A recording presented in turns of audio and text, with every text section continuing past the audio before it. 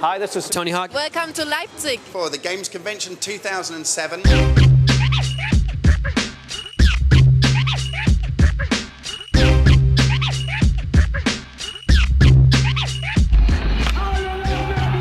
You're watching Gamereactor. Gamereactor TV. What was your main objective when you started working on Wrath of the Lich King? Our main objective was to provide a lot more content for all of our players, as well as new players, by adding new features like our first hero class, the Death Knight. We also wanted to add a new trade skill called Inscription, and a lot of cool other smaller features as well. When Burning Crusade was released, one of the main controversies amongst certain players, at least, was the step from the raid armors and weapons to the new loot from already in Hellfire Peninsula. And there was a lot of anger at that. And now you're doing it all over again, so to speak. What's your general design philosophy when it comes to adding new levels to the game? Well, in general, we try to reward players as frequently as possible, and part of that means having to replace older items. There are some issues with outdating people's items too quickly. But at the same time, there's a specific problem that occurs before an expansion comes out, which is everybody worrying about what I'm doing right now in the game possibly won't be relevant later on. We find that the psychology actually changes when people start playing the game. We saw this heavily in beta for Burning Crusade, because we didn't have a huge item upgrade. And the players said, there's no point in playing, I never get anything new. So what we try to do is find a nice balancing point. I think players who were in full Naxxramas gear are a good example. They didn't outdate their weapons and armor until Karazhan, or later than Karazhan for a lot of them. And sort of the newer players who might come into WoW and level up in all greens, they were successful in Hellfire Peninsula, able to actually kill things without us having to tune the creatures to the point where other people can sort of interact with them. So it's a very fine balancing point. We want to make sure that people feel good about their items and like they're not getting outdated too soon. But at the same time, we want to make sure that all players, including the hardest of the hardcore, also get item upgrades. I think that's why they're really playing the game, is to kind of get rewarded, and we need to make sure that they get new items. We asked our readers to come up with a question for you guys, and one of our readers, he wanted to know, you talked a lot about player versus enemy, player versus player, but you haven't talked so much about how you're going to improve role-playing. You talked something about new hairstyles and new moves, dancing. What other plans do you have for the role-playing part of the game? The big feature for Wrath of the Lich King that we've announced and we've been talking about to improve on the role-playing part of the game is definitely the dance system. It's not just about adding new dance moves, it's actually about letting you customize which dance moves your particular character chooses to do. You might be familiar with a lot of the dances in the game are kind of separate dance moves strung together, and it kind of loops through them randomly. We want to give you a little bit more control over which particular dance moves your character's doing. The other thing, like you mentioned, are new hairstyles and being able to change the color of your hair as well. We're looking into whether or not we're going to do facial hair, earrings, nose rings, tattoos, that sort of thing as well. So we really want to get you involved with the look and feel of your character. Wrath of the Lich King, as far as we've heard, will feature Arthas in many ways, and he's the old bad guy from Warcraft 3 and Frozen Throne. Aren't you a bit early in introducing him? I think that's a really good question. A lot of people keep asking, you know, you're coming out with Wrath of the Lich King, Arthas is the bad guy, aren't we fighting him too soon? What a lot of people have forgotten is that Warcraft is a very old franchise at this point. We've been creating Warcraft lore for a long time, starting back with Warcraft 1, the original RTS, where it all started.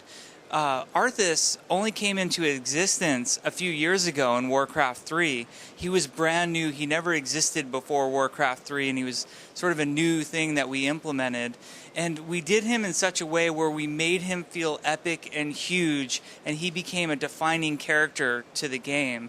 So I think it's our responsibility as developers to not only create cool characters, but create a cool world. And I feel like that world can't revolve around one singular person, one singular entity. So we want to constantly come up and develop the next Arthas. Who's that going to be? So we've got a lot of plans, and we're not going to knock Arthas off too soon. We're going to let players have a lot of fun with Arthas first, and he'll probably end up dying in maybe a content patch like Illidan did with Black Temple. That's kind of our plan right now. Will there be any new mid-level content? There's definitely going to be new mid-level content, and players aren't going to have to wait for Wrath of the Lich King to play it. Coming up very soon is our Zul'Aman patch. As part of that patch, we've revamped the zone of Dustwallow Marsh, adding completely new quests to the zone. We always felt like Dustwallow was a very cool place, but it didn't have enough quests and stories to really support all the grand things going on, like, you know, the Shady Rest Inn, Theramore, you know, Onyxia's there, the Black Dragonflight. We also felt like there weren't enough quests to really support it as a zone worth going to. So in patch 2.3, which is the one with Zul'Aman in it, we're going to feature a Dustwallow Marsh revamp with all new, brand new quests. Some of them are very cool too, like you get to shoot cannons at a giant sea monster as one of the quests. So I think players will find that very new, and that's definitely mid-level. Now, other changes coming to the mid-level game, it's not brand new content, but it's a change we're talking about. We've gone back to a lot of zones like Arathi Highlands and Alterac Mountains and taken all of the elite quests and made them non-elite. We feel like at this point in the game, with the flow of players heading to Outland and eventually Northrend, we needed to ease up on some of that content. So all of those Stromgarde quests where players would get hung up on in Arathi Highlands will now be non-elite. And then we're also doing an in-depth analysis of our leveling curve, specifically between levels 20 and 60, to ease it up a little bit. And what we'll probably do is require less EXP per level, in addition to giving more quest reward EXP and more dungeon reward EXP. Yes, a personal question. Can you tell us about your character in World of Warcraft and where you're at right now? I have a bunch of characters in World of Warcraft. I've actually leveled up on both sides, Horde and Alliance, and I've leveled up multiple different classes, but I find that as one of the lead designers on the game, it's usually better off if I don't mention exactly who my characters are or which classes I'm playing. But I assure you I'm playing your class. I thought I'd try to mention the Death Knight as well, because that's one of the big features. Because you really managed to scare the warriors and the rogues at the same time by saying he can tank and DPS. Can you tell us a little bit more how that's going to work, especially compared to the other classes? The Death Knight will definitely fill the role of tank and DPS. Now, how exactly the mechanics are going to work, still a little bit to be determined on that. The class is in development presently. It's not completely finished, and we plan to iterate heavily in the beta on how it's going to work. Now, in reference to how it tanks, it will tank differently from a warrior in that it won't need a shield. It will use a two-handed weapon or dual wield and use some of its vampiric abilities to sort of make it a viable tank. One of the exciting things about the Death Knight is that it uses a new resource system called the Rune System.